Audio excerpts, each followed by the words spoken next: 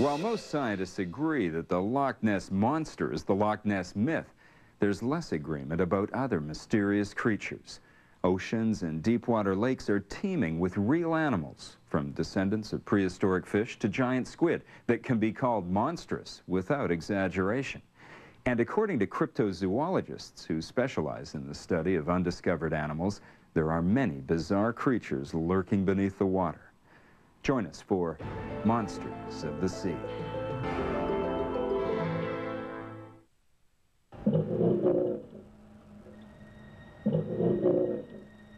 What you are listening to is a sonar recording of what may be a Norwegian lake monster called Selma.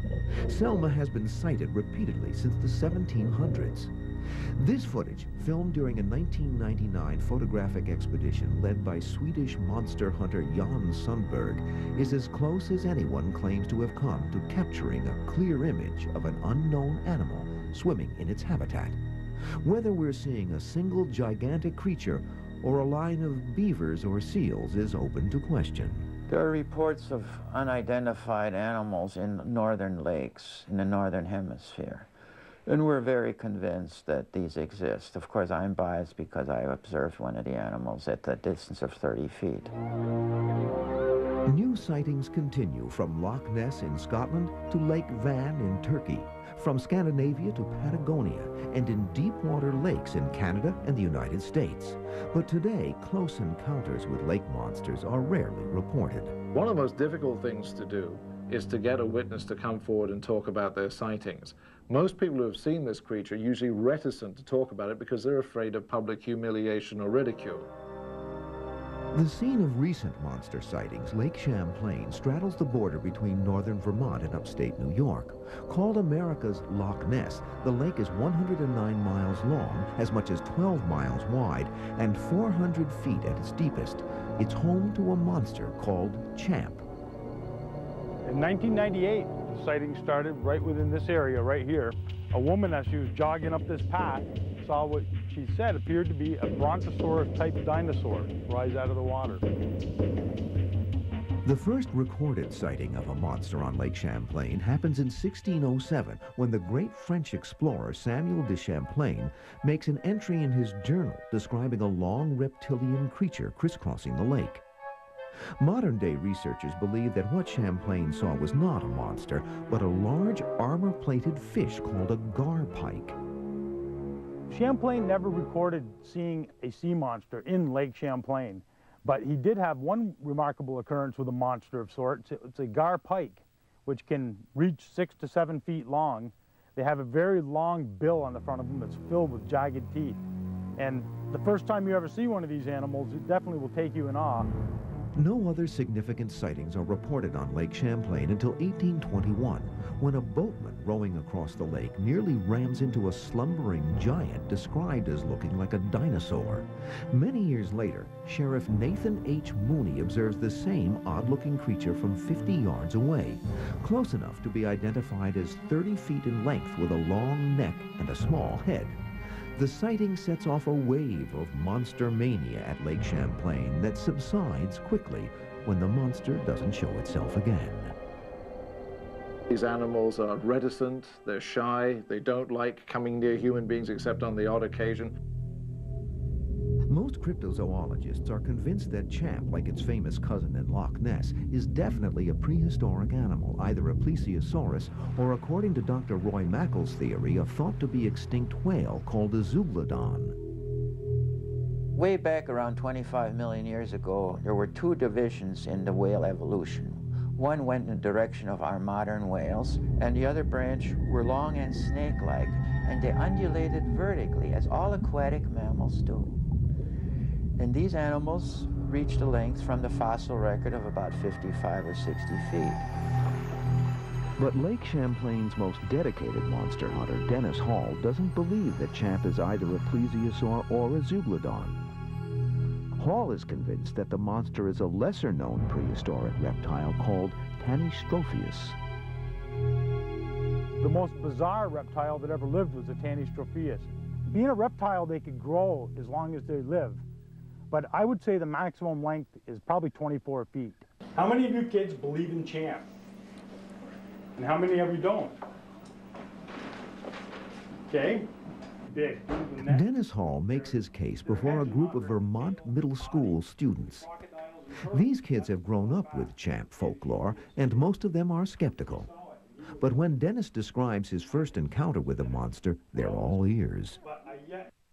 One night I was watching at Button Bay, and I kept thinking I saw something. And it was walking along the edge of the marsh.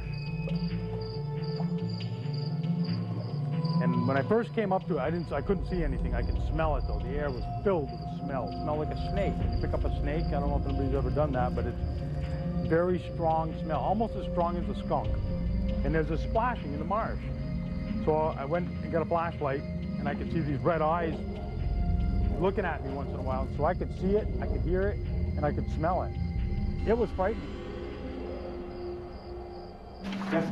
If Champ had a chance, would he eat a human? They're not made for eating anything big. The neck, their heads are not very big, maybe the size of a football. So they eat small fish. Dennis Hall claims to have seen the monster 26 times. He has taken videos that he feels are conclusive proof that Champ exists. However, some cryptozoologists debunk the footage as distant shots of beavers crossing the lake.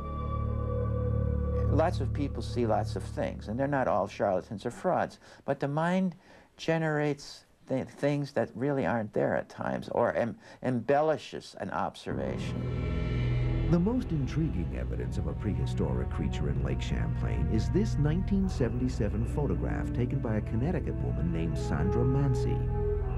I would love to think that Sandra Mancy's photograph is real.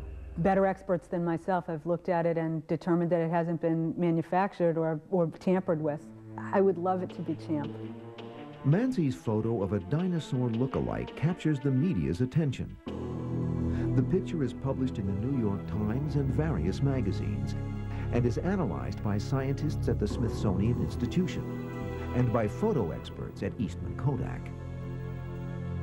Sandra Mancy's photograph of Champ in 1977 is acceptable to me because it has undergone rigorous scientific testing. The conclusion was this picture was not faked. If it doesn't show Champ, what I'd like to know is, what does it show? That's a question that will keep the experts occupied for years to come, at least until someone produces physical evidence that a monster lives in Lake Champlain. Dennis Hall believes that it won't take long before that happens. So I think future generations of these animals that are growing up in Lake Champlain right now will actually become more visible, and people will see them more often because they are under absolutely no threat in Lake Champlain. Although there's no scientific proof that these animals exist, the search for Champ and other lake monsters goes on. Cryptozoology, often derided as a crackpot science, seeks to open new doors to the past. The hostility toward cryptozoology is like a two-edged sword. The problem is to get anyone interested in possible unknown animals, we must first attain a carcass. Once a carcass has been attained, the scientific community will recognize cryptozoology as a legitimate science. Cryptozoology receives an unexpected boost in 1938 when a genuine prehistoric sea monster is discovered off the coast of South Africa. Called coelacanth, this primitive fish is a throwback to the age of the dinosaurs. Coelacanths are in the fossil record going back 360 million years, and they seem to disappear from the fossil record about 60 to 70 million years ago. Today, there are nearly 200 coelacanth specimens preserved in museums and aquariums around the world, including San Francisco's Steinhardt Aquarium.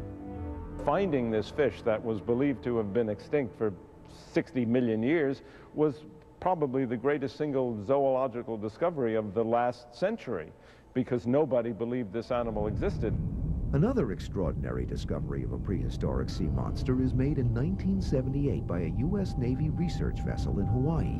The animal is a fearsome-looking 16-foot shark that no scientist has ever seen.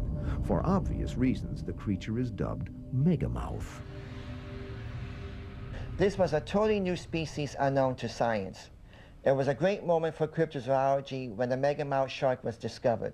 It has shown the world that cryptozoology was on the right track. When we come back, 3 fishing boats do battle with an enraged giant sea monster. All 3 crews used anything to hand, knives, boat hooks, and went after the creature and apparently killed it. Mentioned in the Bible. In the book of Psalms, a multi-headed sea serpent is killed by God and used to feed the Israelites lost in the wilderness. History's Mysteries will return on the History Channel. History. The ocean is the Earth's last unexplored frontier, plunging to a maximum depth of 36,000 feet. In this world without sun, man is an alien. The ultra-sophisticated technology that enables us to conquer space is incapable of carrying us to the bottom of this dark abyss. The deepest part of the ocean is you could sink Mount Everest and still have a mile of water over the top of it. Bizarre-looking creatures live in the ocean depths. Though most of them are harmless, they can easily be mistaken for monsters. There are a lot of fishes that could get the term sea monster. One is an oarfish. It's a very long, slender thing. It looks almost like a ribbon. Oarfish reach up to 25 feet in length. They've been known to wash up on beaches when they're sick and are frequently taken to be sea serpents. Another one that we have in our collection is called a frill shark. It has very unusual dentition and is somewhat long and slender, and when it was collected off of California here, it was a very rare occurrence. It was dubbed by the newspapers as a sea monster. Each year, over 100 new underwater species are identified, and scientists believe we've only skimmed the surface. The ocean, being deep and very large, is probably home to a lot of unknown animals even now. But that doesn't automatically mean that what we're going to find is going to be some 200-foot-long octopus or some 600-foot-long giant squid. Just because they live in the ocean doesn't necessarily mean they're monsters. It's been said that when Columbus set out to prove the world is round, his sailors were less frightened of falling off the ends of the earth than of encountering a sea monster. One creature in particular, the shy and elusive octopus, was magnified into a gargantuan, bloodthirsty predator. The misunderstanding of the octopus goes back to the time of the ancient Greeks, when their hero Hercules is said to have fought with the Hydra, a horrible monster with many tentacles. So it's easy to understand why these early seamen, when upon seeing an octopus with its 8 tentacles, would consider it a vicious, horrible monster. Until 1896, scientists maintained that the giant octopus exists only in legend. Then on November 30th in St. Augustine, Florida, a huge carcass is found that threatens to shake their belief. 2 boys were cycling along the Strand, and they saw this huge mass of tissue on there. In fact, it weighed probably more than a ton, because it took teams of horses to pull it up off the shore. The badly decomposed carcass is examined by Dr. DeWitt Webb, a local physician and amateur naturalist. Webb is convinced that the animal's tissue indicates that it's a giant octopus. He had done a careful investigation by obtaining photographs, official documentation by those who had dug around the beach carcass, and others who had claimed they found the mutilated stumps of 50-foot tentacles. Dr. Webb sends his findings to a noted expert, Yale professor E.A. Verrill, who confirms that the creature is a giant octopus, then changes his mind and says it's a whale carcass, leaving open the question of whether it was an octopus or not. Cryptozoologists believe it was, and they staunchly defend Dr. Webb's original findings. In its conclusions, it was not the remains of a beach whale, but in fact the remains of a gigantic octopus. Subsequent attempts by scientists to analyze existing tissue from the monstrous carcass proved to be inconclusive. But Dr. Roy Mackal, one of those who tried, believes that the answer might still be found through advanced DNA testing. Tissue was preserved in the Smithsonian and a couple of other places. Now, that's hard evidence. I mean, that's tissue. The argument is whether or not it's a giant octopus or not. The existence of the giant octopus remains a mystery, but its cousin, the giant squid, is very much a reality. One of these so-called monsters is currently on display at the American Museum of Natural History in New York. This giant squid was caught in New Zealand. It was brought to the museum in the summer of 1998. It's 25 feet long. The body is about 4 feet long. The arms are about 20 feet long. On the ends of the arms are these suckers that it can use to grab things, and these are the suckers that are often described as being gigantic, and those are the suckers that supposedly leave giant scars on the bodies of sperm whales.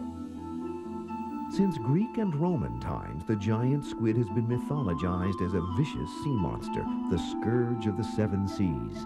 In reality, this enormous, somewhat gruesome-looking animal is relatively unaggressive and is rarely seen at the surface. Ancient Greeks and Romans weren't necessarily great oceanographers, so it was very difficult for them to qualify this animal and describe it accurately. Much easier to think of it in terms of being a sea monster. The giant squid is regarded as a purely mythical creature until 1873, when a carcass washes up on a Newfoundland beach and is identified. The squid moves from legend into reality, yet its ferocious reputation becomes even more exaggerated.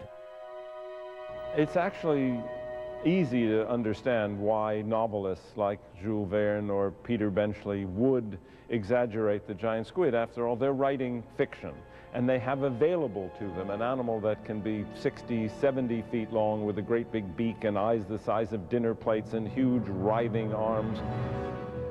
The giant squid's terrifying reputation pales in comparison to that of the legendary sea monster known as the Great New England Sea Serpent. This animal is first seen in the New World near Cape Ann, Massachusetts in 1639. And for the next 200 years, New England's rugged coastline is the scene of continual sightings of this awesome creature. One of the first accounts of a sea serpent in North American waters is recorded by a colonist, Obadiah Turner, here in September of 1641 in Nahant Bay, where the colonists had gathered on the beach to collect clams and spotted the sea serpent. Obadiah Turner also reported that the Indians had claimed that the sea serpent had been seen here many times and that it stretched all the way from Egg Rock to Nahant, which would be nigh upon a mile. In 1817, a Boston newspaper carries an electrifying story. The giant sea serpent is seen by hundreds of spectators in nearby Gloucester Harbor, the nation's largest fishing port. People are journeying from as far away as Connecticut to come to Gloucester to see the sea serpent, which is there every day. They see it frolicking around, chasing the herring in the harbor. More than 600 witnesses swear they've seen the monster, which supposedly remains in Gloucester Harbor for nearly a month. When you investigate these sea serpent sightings, you generally assume you're dealing with only one eyewitness to an incident. However, when you investigate these cases, you start realizing you're dealing with 50, 100, or even 200 or more witnesses to one single incident. This eliminates the possibility of this being a hoax or some porpoises swimming on the surface of the water. The extraordinary events in Gloucester Harbor in 1817 lead to the first scientific study in America of unknown marine creatures. And the New England Linnean Society, which was an organization of scientists in the young America, very young country, wanted to put themselves on the scientific map. And they collected evidence to support the sighting of the sea serpent. A local magistrate is enlisted by the society to examine evidence supplied by witnesses to the Gloucester sighting. Affidavits are collected, enough to convince the scientists that the sea serpent does exist. The society triumphantly announces its findings, but the euphoria is short-lived. Unfortunately, they also, a month later, collected a dead snake, which had some kind of a deformity on its back, and they labeled it the spawn of the sea serpent, which very rapidly was proved not to be. And unfortunately, that sort of debunked the whole sea serpent myth. But by the mid-1830s, there is a resurgence of reported encounters with sea serpents. The American schooner Sally, sailing off Long Island, supposedly has a narrow escape from an enraged monster, while British naval officers on the HMS Daedalus give sworn testimony that they saw a giant sea serpent gliding serenely past them. In the late 19th century, New England serpent sightings are so commonplace that the legendary showman P.T. Barnum offers a cash reward to anyone who can capture one, dead or alive.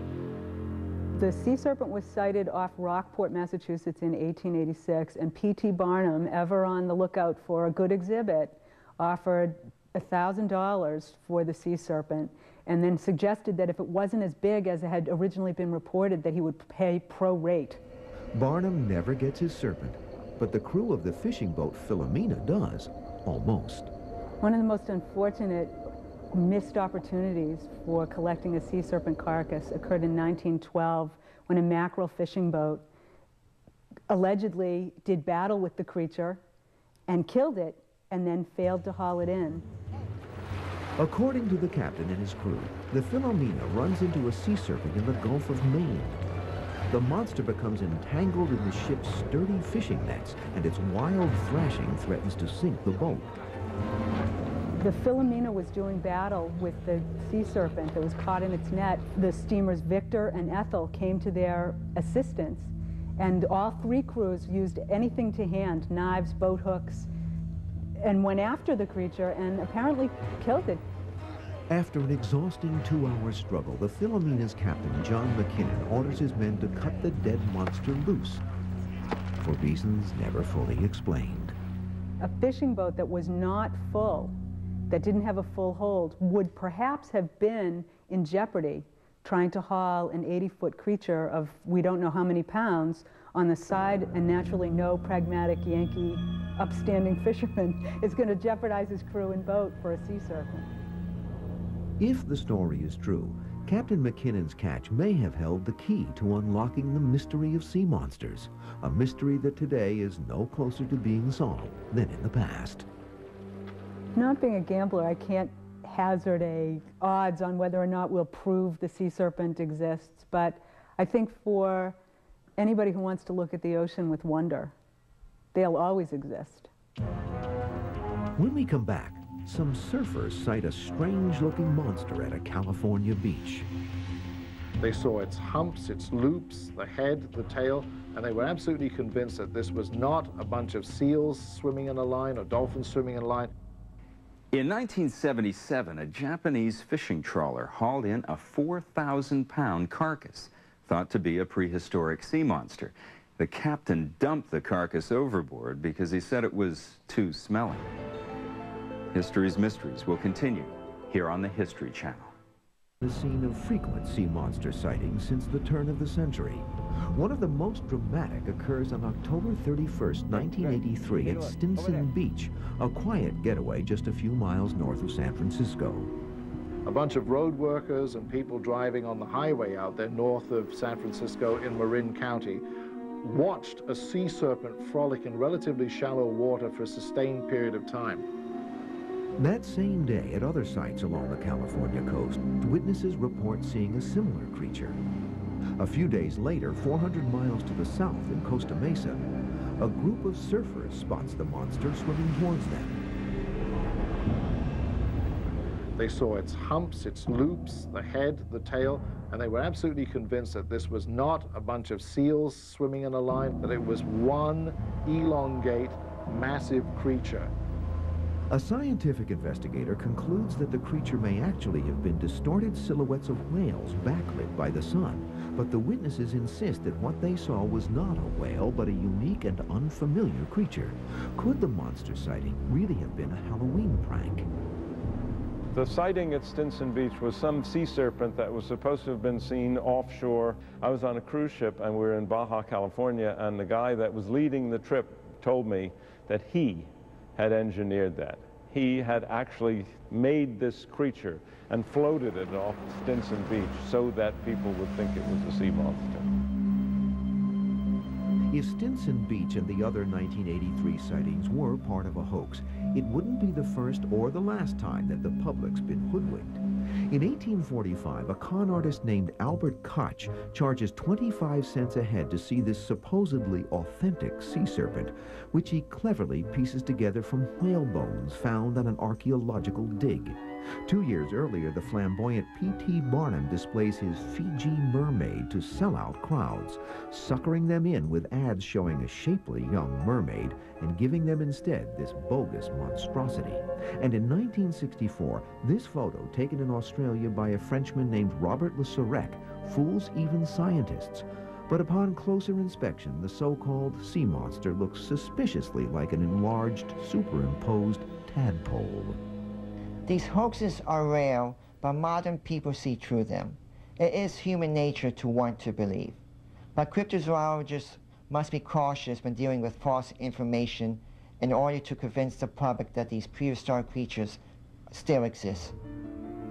One such prehistoric creature has been adopted by the citizens of Vancouver Island in Victoria, British Columbia.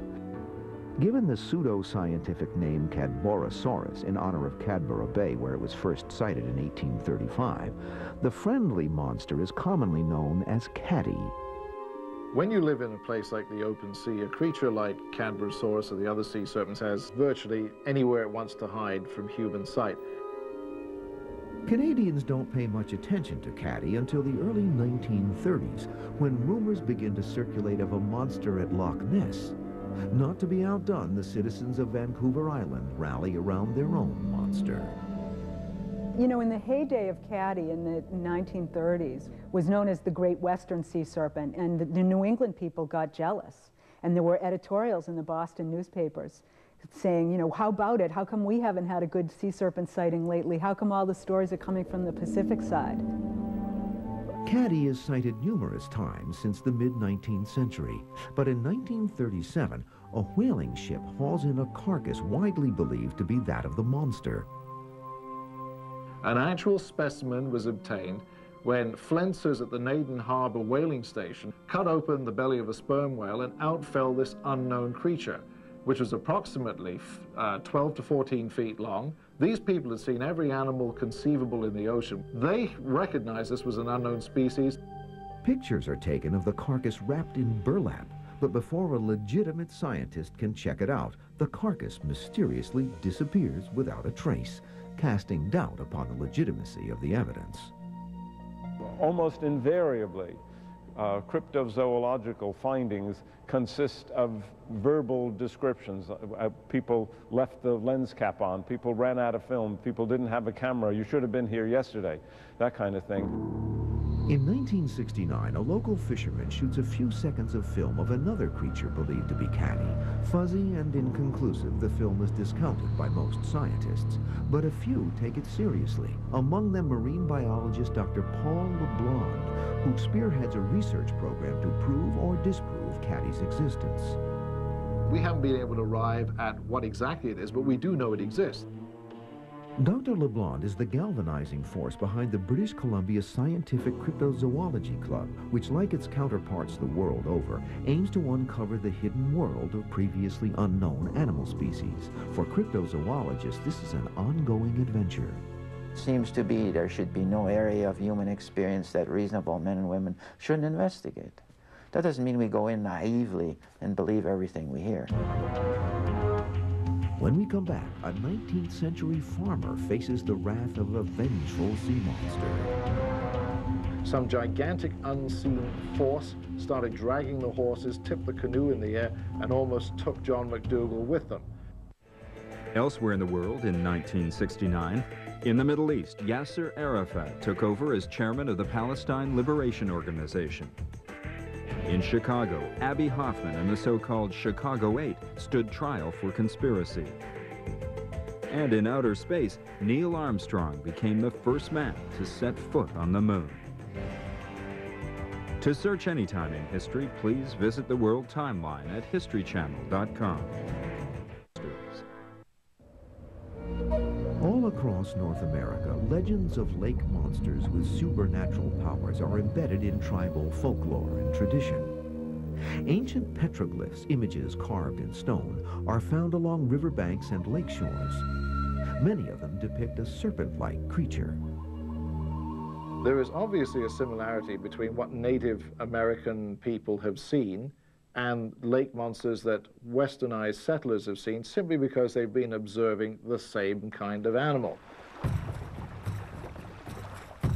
On Lake Okanagan in British Columbia, the home of a monster called Ogopogo, tribal elders still recall the story of Nahatik, snake in the water, who was part god, part demon.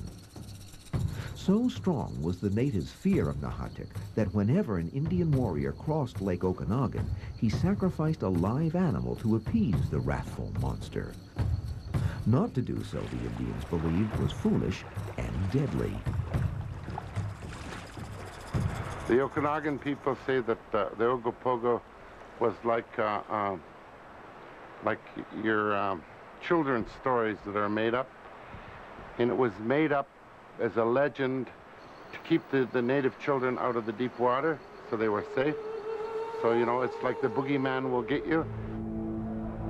In 1856, a European settler, John McDougall, dares to cross the lake with his 2 horses swimming behind without making an offering to Nahatik. When all of a sudden the horses were pulled under by some tremendous unseen force that literally tilted the canoe up into the air.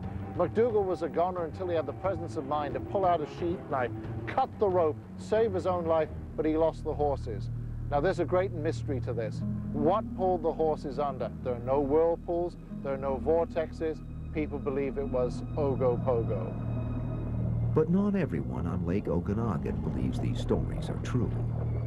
In regard to the horses being grabbed by something, you know, I would look at it as the horses probably got tired and went under.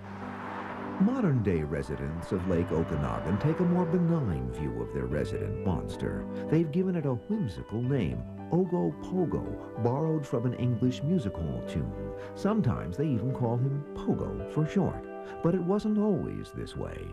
In the 1920s, the residents around this lake were so alarmed by the presence of this animal that made its appearance so frequently, they requested the government arm the local ferry. People don't get paranoid about an animal that doesn't exist. Descriptions of Ogopogo vary. He's either dark green or brownish, 20 feet long or 70 feet long. He has the head of a horse or maybe a goat and moves through the water like a caterpillar. In spite of these inconsistencies, Pogo sightings are taken seriously by some simply because there are so many of them. When I first saw the creature in Okanagan Lake, he surfaced like an ordinary fish jumping out of the water, except that he kept surfacing until a neck almost 20 to 30 feet long is up in the air. I see something coming up very slowly, very gently, and it's a huge snake-like creature. And I thought, oh my God, this must be the Ogopogo that everybody's talking about, you know? Ogopogo was photographed in August 1968 by a man named Art Fulden, and again in 1980 by a Vancouver businessman, Larry Thal, who claims he filmed the creature in full view of 30 slack-jawed vacationers.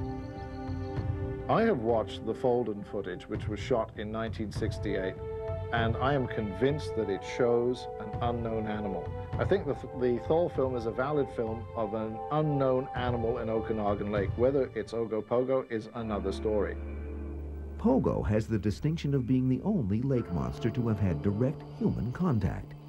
In 1987, a woman living on Okanagan claims that as a teenager, she touched the monster's back while swimming in the lake. Barbara Clark's experience with Ogopogo was an unusual one in that she was literally thrown out of the water by this animal. When it appeared to be surfacing, I don't think the contact was deliberate. The animal may have been coming up to the surface and she got in the way. Barbara Clark's description and a drawing she made at the time of her unnerving encounter perfectly match previous sightings of Ogopogo. But some residents remain skeptical of its existence. I'm 58 years old. I've lived on the water all my life, and I've never seen the Ogopogo. I mean, there's lots of explanations for Ogopogo. Sturgeon, there's sturgeon in this lake that up 20, 30 feet, and they're rough on the back like they say the Ogopogo is. But Ogopogo is real enough for the government of British Columbia to officially declare it a protected species in 1989. Some see this as a ploy to attract tourists. Our government has faults, but it certainly has integrity as well. They did this simply because They were convinced that there was a creature in Okanagan Lake. In the summer of 2000, the Chamber of Commerce of Penticton, a town on Lake Okanagan, puts up a $2 million reward for a live Ogopogo, rekindling the suspicion that Ogopogo exists only in the imagination of the local tourist bureau. The reason I personally have concluded that Ogopogo exists is the time-worn test of seeing is believing. I've had 11 opportunities, 11 encounters with this animal, and I'm absolutely convinced that an animal of unknown classification at present lives in Okanagan Lake. When we come back, a renowned cryptozoologist catches a glimpse of a famous monster. I observed the back of an animal breaking the surface in Loch Ness. In January of 2001, the University of South Florida began offering a class in sea monsters. Students study real creatures such as giant squids and those that exist purely in myth. History's Mysteries will be back on the History Channel. Monsters are usually regarded as figments of the imagination, yet new sightings and new monsters crop up everywhere, in Argentina, in Turkey, and in Russia. But cryptozoologists are frustrated by their inability to prove that these are real animals. A lot of people today have a jaded view of lake monsters, sea serpents, and all that kind of thing, simply because they say, well, where's the evidence? We simply haven't offered the world anything more than snippets of what these animals may be. Real or imagined, one monster has gripped the world's attention for nearly 3/4 of a century. It is a shy, reclusive giant presumed to be living at the bottom of a Scottish lake called Loch Ness. I don't believe there's anything down there. I'm mad, am I?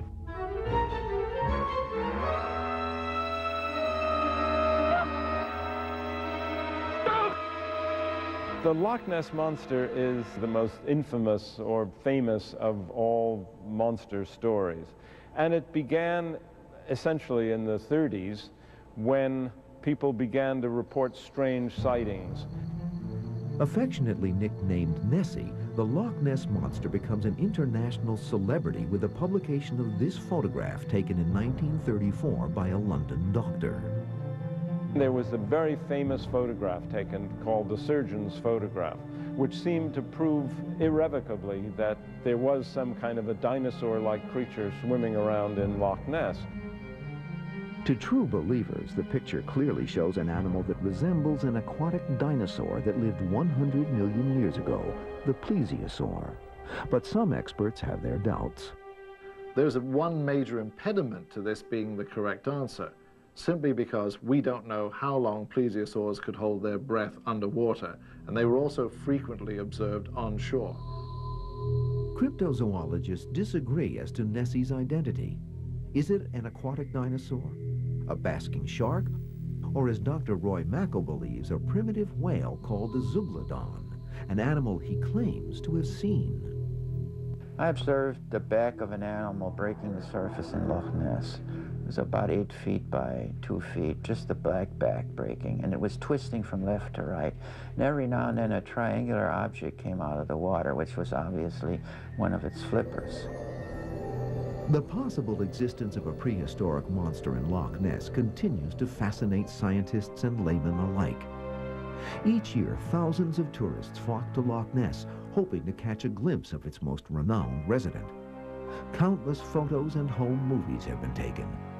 Most prove to be fakes. There are no Loch Ness monsters. If there was something there, don't you think that thousands of people over decades would have actually seen one instead of these random scattered stories of a lump, of an out-of-focus photograph, of a falsified photograph of a dinosaur-like creature? Despite such widespread skepticism, millions of dollars are spent trying to solve the mystery of Loch Ness. In 1970, Robert Rines, a Boston lawyer with a degree in physics from MIT, mounts a series of privately financed expeditions that provide us with a close-up look at the supposed monster.